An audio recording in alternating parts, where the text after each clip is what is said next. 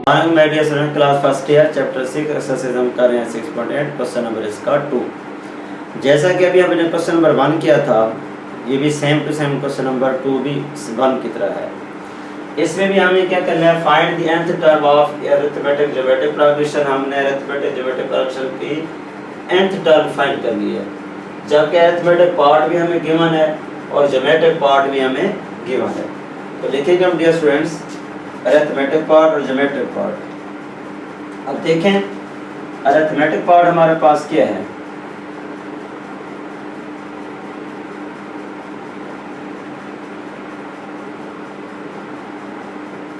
Arithmetic part और दूसरा हमारे पास है ज्योमेट्रिक पार्ट।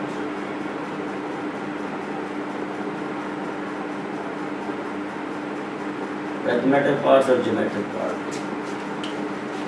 अब देखिए इसमें जो अरिथमेटिक पार्ट गिवन है हमारे पास वो है सीक्वेंस 3,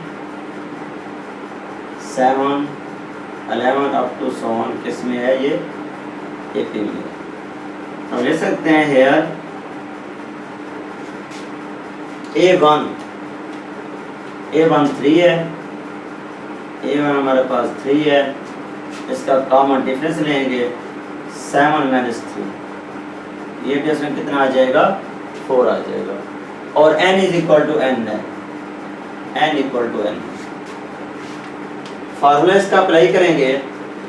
फार्मूला हमारे पास है an A1 n - 1 n2 d। अब इसमें वैल्यू पुट करते हैं।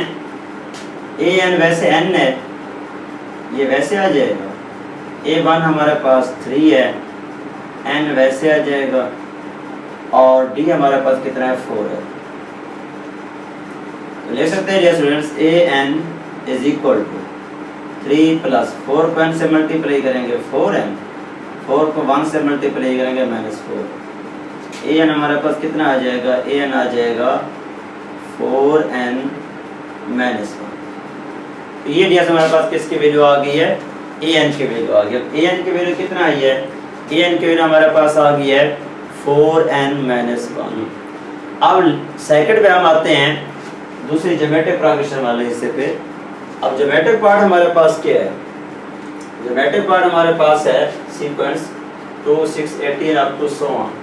लिखेंगे 2, 6, 18 अप टू so on। ये हमारे पास क्या है, ज्योमेट्रिक पार्ट है। तो हम ले सकते हैं यार। अब देखें यहाँ पे हमारे पास A1 2 है, A1 हमारे पास 2 आ जाएगा। कॉमन रेशियो R निकालेंगे, इसके R फाइंड करेंगे वैल्यू 6/2, ये 3 आ जाएगा, और n = क्या है n है। फार्मूला अप्लाई करेंगे GP का।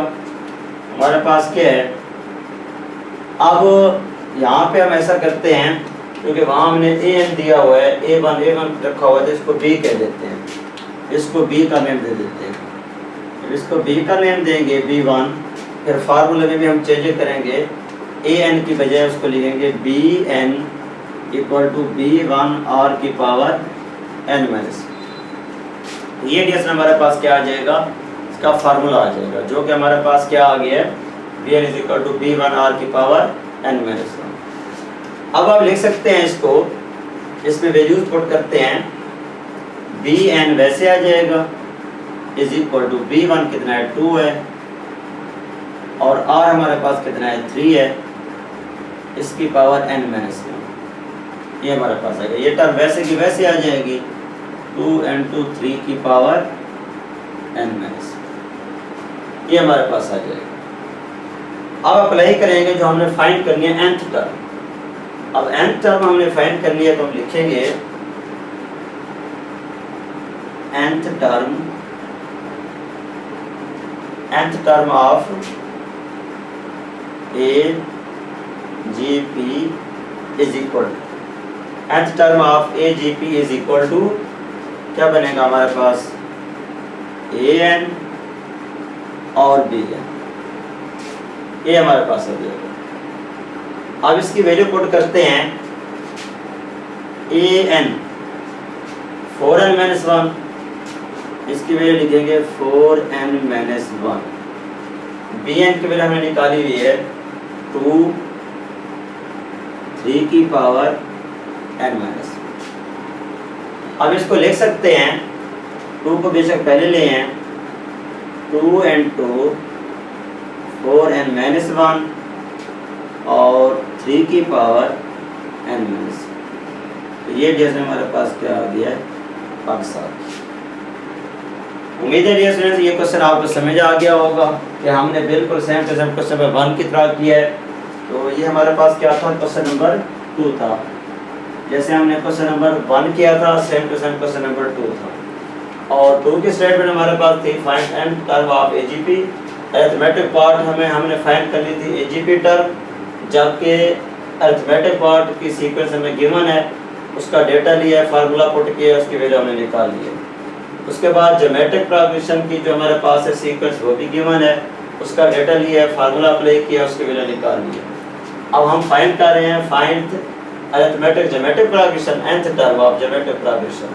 तो nth term of arithmetic geometric progression an dot bn, इसकी वैल्यूज पुट करेंगे तो ये हमारा पार्ट क्या आ जाएगा, आंसर आ जाएगा। उम्मीद है डियर स्टूडेंट्स ये क्वेश्चन आपको समझ आ गया होगा। मजीद किसी जगह किसी पॉइंट पे समझ ना आई हो तो कमेंट सेक्शन में कमेंट करके आप मुझसे डिस्कस कर सकते हैं। लाइक और कमेंट जरूर कीजिएगा, सब्सक्राइब करना ना भूलिएगा। ओके डियर स्टूडेंट्स, अल्लाह हाफिज़।